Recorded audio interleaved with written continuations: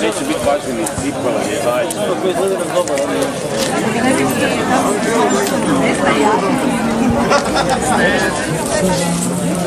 Da ti to držim. Znači ti to držati jer ne možemo drugačije. Ma pusti ga na podi.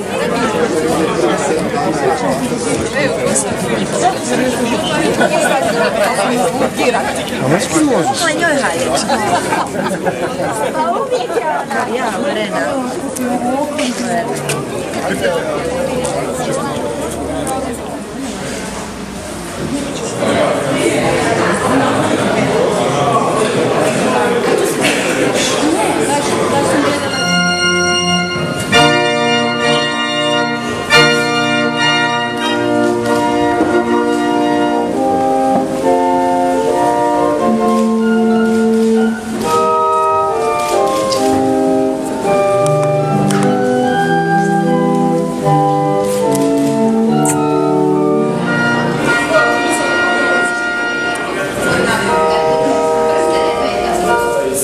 I Duha Svetoga. Milost Gospodina našega Isusa Kristova i u ovom svetom i za vas veoma važno me čudno izvije svoju milost.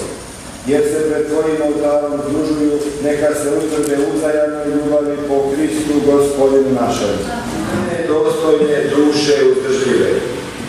Kao što sunce poslužiteljima napunite posude vodom i napune ih do vrha. Aleluja. Bog je ljubav. Ako je Bog, da imati budućnost, ako ima onaj ko će živjeti u budućnosti. A to su Marko i Morena. Jeste li ovamo došli bez prisile, da slobodno i posve svjesno sklopite ženitbu? Jesam.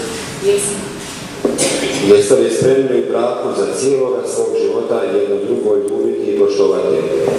Jesam. Jeste li spremni s ljubavlju od Boga primiti djecu i odgajati ih pod zakonom Krista i njegove crkve? Jesam.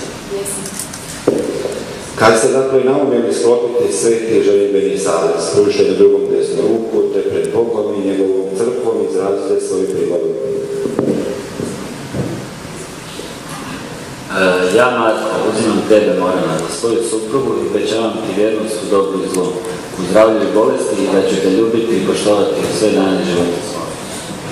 Ja, Morena, uzimam tebe, Marko, za svoga supruga i obećam ti vjernost u dobru i zlu, u zdravlju i bolesti i da ću te ljubiti i poštivati u sve dane života svoga. A sada slijedi blagoslov prstenja. Stavite to. Blagoslovio Gospodinove prstene što ćete jedno drugom predati u znak ljubavi i vjernosti. Morena, primi ovaj prsten u znak moje ljubavi i moje vjernosti, u ime Otca i Sina i Duha Svetoga.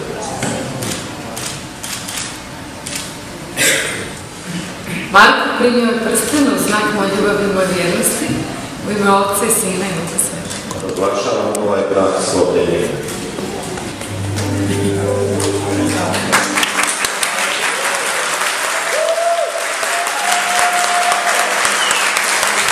I sve vas ovdje prisutne blagoslovio svemogući Bog, Otac i Sin i Duh Sveti. Idite i živite u miru.